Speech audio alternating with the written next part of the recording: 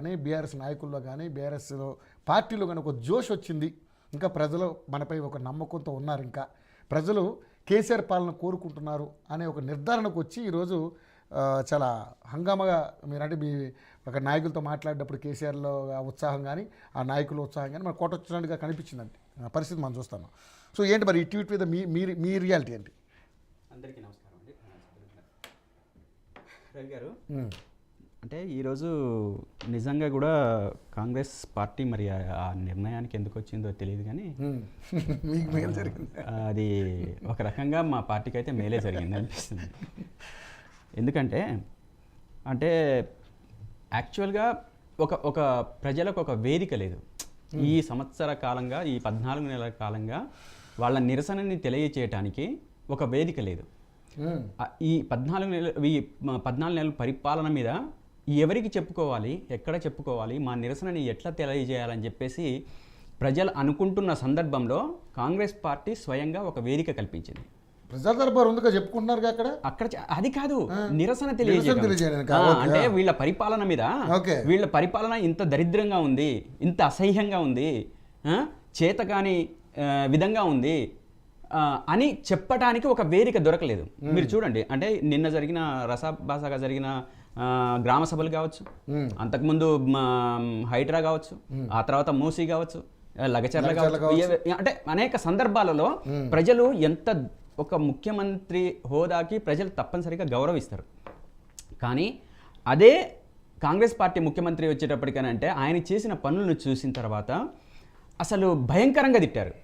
భయంకరంగా అంటే భయంకరంగా, అంటే ప్రజలు అంటే ఈ నిరసన, ఈ వేదిక దొరకగానే వాళ్ళు వెల్లువల ఓట్లు ఏర్చారనేది అయితే మేము భావిస్తున్నాం.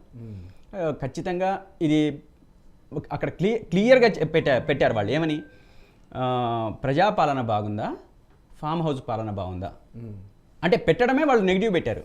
కానీ ప్రజాపాలన కంటే ఫామ్ హౌసే పాలనే బాగుంది అని చెప్పేసి వాళ్ళు అంత నిర్దిష్టంగా మాట్లాడుతున్నారు అని అంటే ఖచ్చితత్వంతో మాట్లాడుతున్నారు. మీరు ఏమనుకుంటున్నారు ఇప్పుడు, ఈ పాలన కంటే ఆయనే బెటర్ రా బాబు, ఆ ఫామ్ హౌసే బెటర్ అనుకుంటున్నారు? దరిద్రమైన పరిపాలన అంటున్నారు జనం. దరిద్రమైన పరిపాలన ఈ 14 నెలల్లో ధ్వంసం చేసిండ్రు పరిపాలన అంతా. ప్రజల సుఖం లేదు, సంతోషం లేదు, సంక్షేమం లేదు, ఏమీ లేకుండా వీళ్ళ పరిపాలన కొనసాగిందని చెప్పేసి దాన్ని బట్టే వాళ్ళు వాళ్ళ నిర్ణయాన్ని ప్రకటించడం జరిగింది.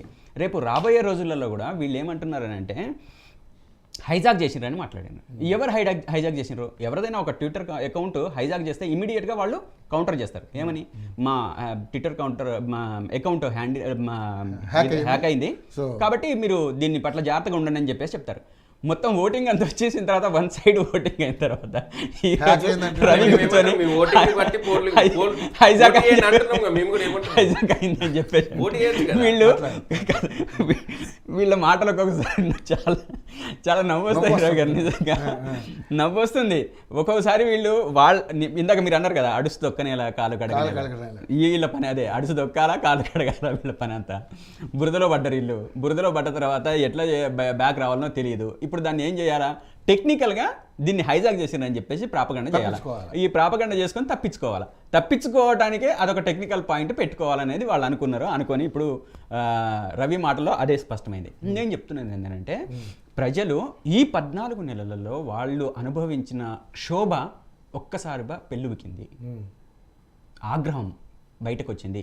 ఖచ్చితంగా ఈ గత 10 సంవత్సరాల్లో పరిపాలన, ప్రజా పరిపాలన, ప్రజలకు అనుకూలమైన పరిపాలన అని ప్రజలు భావించారు కాబట్టే వాళ్ళు అంత పెద్ద ఎత్తున ఓటింగ్లో పాల్గొనడం జరిగింది. వాళ్ళు కేసీఆర్ గారికి మద్దతుగా నిలబడడం జరిగింది, బీఆర్ఎస్ పార్టీకి మద్దతుగా నిలబడ్డారు. నేను అదే చెప్తాను, ఇంతకు ముందు కూడా నేను మన డిబేట్లలో మాట్లాడుతూ చెప్పాను. ఇది వీళ్ళందరూ ఏమనుకుంటున్నారు అని అంటే రేపు స్థానిక సంస్థల ఎన్నికల్లో మాకు ఖచ్చితంగా అధికార పార్టీగా మాకు న్యాయం జరుగుతుంది అని చెప్పేసి వాళ్ళు అనుకుంటున్నారు. కానీ నేను పదే చెప్తున్నాను ఏంటంటే వీళ్ళకి న్యాయం జరగదు, అన్యాయం జరుగుతుంది అని చెప్పేసి నేను అంటున్నా. నేను ఇదే మాట మీద నిలబడుతున్నా. ఎందుకు అనంటే 5 నెలల ముందు 6 నెలల ముందు కనుక ఈ ఎలక్షన్స్ వచ్చి ఉంటే, వీళ్ళు అధికారంలో రాగానే ప్రజలకు ఈ ప్రభుత్వం యొక్క పల్స్ తెలిసేది కాదు. కాబట్టి అధికారానికి ఓటేసేవాళ్ళు, వెంటనే వేసేవాళ్ళు. ఈరోజు ప్రజలు వీళ్ళ పరిపాలనని 1 year చూశారు.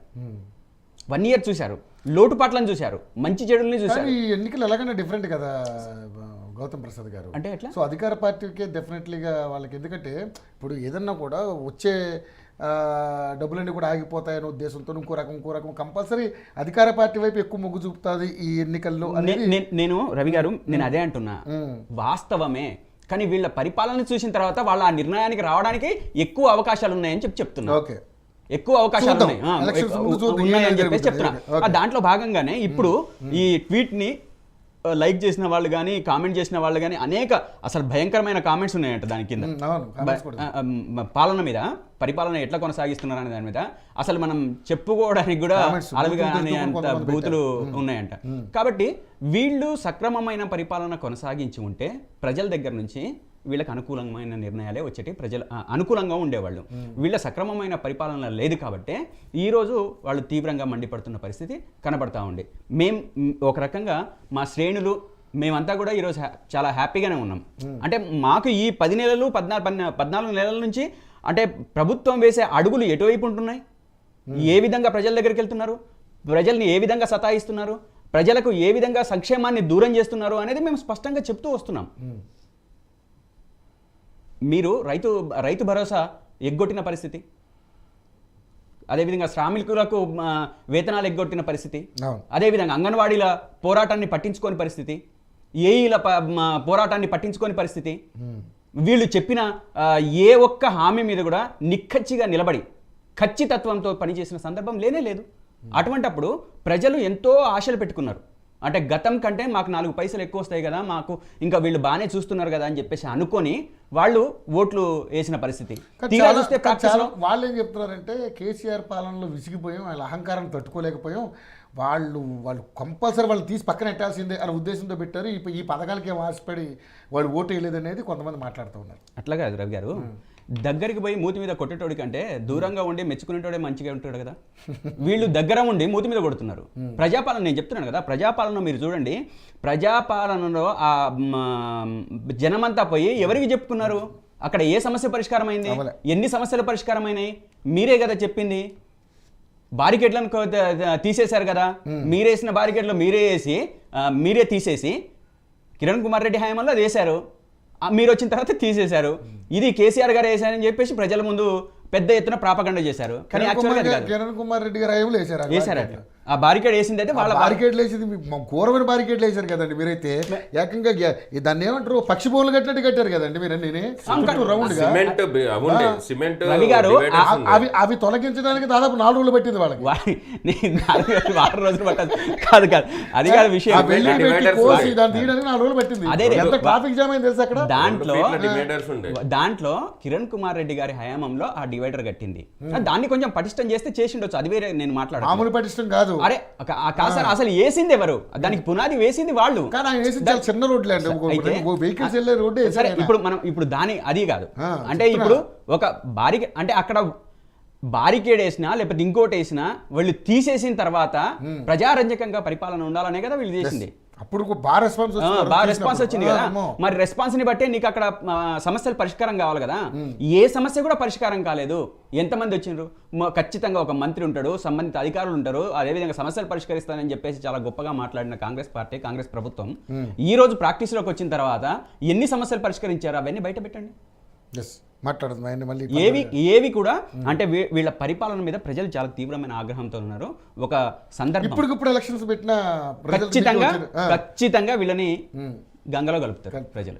తీసుకుపోయి బంగాళాఖాతంలో ఇట్లా నిలువుగా గొంతు పట్టుకొని ఇట్లా నిలువుగా దించేస్తారు. ఎటు పైకి రాకుండా కరెక్ట్ గా గొంతే పట్టుకుంటారు, కిందికి దించేస్తారు. సాయి కిరణ్ గారు, ఇక సరే వాళ్ళిద్దరి మధ్య ఇప్పుడు ఇష్యూ నడుస్తుంది. బీఆర్ఎస్ పార్టీ స్టాండ్ ఏంటి అంటే ఏంటి నిజంగానే అంటే ఈ ట్వీట్ బీజేపీ పార్టీ స్టాండ్ ఏంటి అసలు మీరేమనుకుంటున్నారు? ఈరోజు ఆ గ్రాఫ్ పెరిగిందని వాళ్ళకి ఏదో ట్వీట్ పెట్టుకుంటే వీళ్ళకి ఏదో గ్రాఫ్ వచ్చిందని చెప్తున్నారు.